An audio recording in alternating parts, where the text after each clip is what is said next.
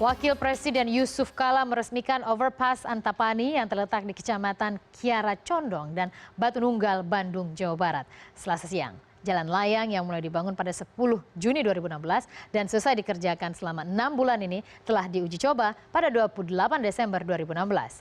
Setelah melakukan peresmian bersama Menteri PUPR Basuki Hadi Mulyono, Wakil Gubernur Jawa Barat Deddy Mizwar dan Wali Kota Bandung Ridwan Kamil, Yusuf Kala meninjau jalan layang yang menghabiskan anggaran 35 miliar rupiah ini. Jalan layang Antapani memiliki 3 bentang, yakni bentang tengah sepanjang 22 meter dengan tinggi 5,1 meter dan lebar 9 meter. Berbeda dengan jalan layang pada umumnya, jalan layang ini merupakan kolaborasi inovasi pembangunan dengan sentuhan seni yang menambah daya tarik jembatan. Jalan layang ini secara resmi diberi nama Jembatan Pelangi. Pembangunan Jalan Layang Antapani merupakan proyek kerjasama antara Kementerian PUPR, Pemerintah Kota Bandung, dan Pemerintah Korea. Overpass ini dibangun untuk mengatasi kemacetan lalu lintas di persimpangan Jalan Antapani dan terusan Jakarta, terutama pada akhir pekan.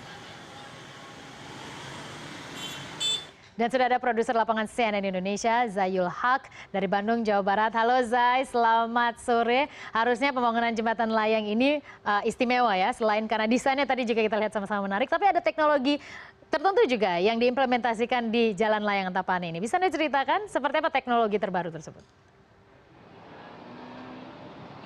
Ya, selamat sore Hera. Jembatan Pelangi baru saja diresmikan oleh Wakil Presiden Yusuf Kala bersama Menteri Pekerjaan Umum dan juga Perumahan Rakyat Basuki Hadi Mulyono, kemudian Wakil Gubernur Jawa Barat Deddy Mizwar dan juga Wali Kota Bandung Ridwan Kamil. Jembatan Pelangi yang membentang dari Jalan Terusan Jakarta menuju ke Jalan Jakarta memiliki panjang kurang lebih 400 meter dengan 3 bentang. Di belakang saya itu merupakan bentang pertama 22 meter, kemudian bentang 1 dan 2 9 meter dengan tinggi vertikal 5,1 meter. Jembatan Pelangi ini merupakan pilot project pertama yang dikembangkan oleh Kementerian Kementerian PUPR yang dalam hal ini adalah Pusjatan atau Pusat Jalan dan Jembatan dan Balitbang yang mengembangkan teknologi baru ini dengan menggunakan istilah CMP atau Corrugated Mortar Busa Pusjatan, di mana teknologi ini merupakan pengembangan dari timbunan tanah mortar busa yang disertai juga dengan baja bergelombang. Artinya jembatan ini dibangun tidak menggunakan tanah yang ditimbun, tetapi menggunakan mortar busa ringan ditambah baja bergelombang, sehingga beberapa material alam yang digunakan cukup sedikit dan juga ramah lingkungan. Selain itu, teknologi baru yang pertama diterapkan di Bandung, Jawa Barat ini merupakan teknologi yang memiliki efisiensi pengerjaan waktu yang 50% lebih singkat. Biasanya Hera, untuk membangun jembatan seperti ini menurut PUPR sendiri mengatakan butuh waktu kurang lebih 12 bulan. Namun dengan menggunakan teknologi CMP, Corrugated Mortar Busa Pusjatan ini hanya dikerjakan selama 6 bulan. Ini pertama groundbreaking pada 10 Juni 2016 lalu, di mana saya waktu itu juga meliput groundbreaking tersebut. Ada Menteri PUPR Basuki Hadi Mulyono yang juga mengetes bahwa ini bukanlah beton tapi juga mortar busa.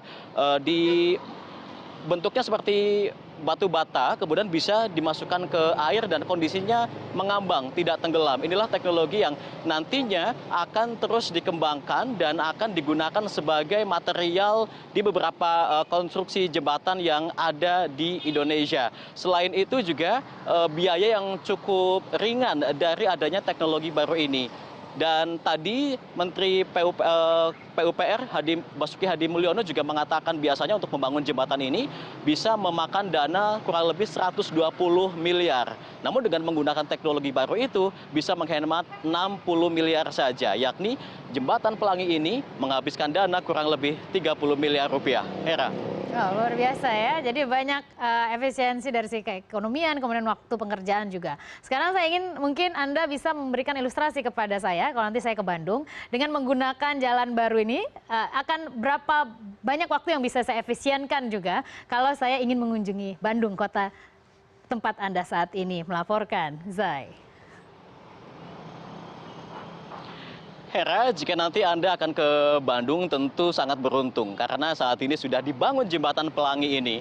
Dari 2004 saya sering melintasi kawasan ini di mana di belakang saya ini merupakan persimpangan jalan terusan Jakarta dengan jalan Jakarta ketika jam sibuk pagi, sore dan juga akhir pekan. Kondisinya begitu padat dan juga cukup semrawut begitu. Nah, tujuan dari pembangunan jembatan Pelangi ini adalah untuk mengurangi tingkat kemacetan yang terjadi setiap pagi, sore, dan akhir pekan di kawasan ini karena kawasan ini merupakan penghubung dua kawasan Kecamatan Kiara Condong dengan Kecamatan Batu Nunggal.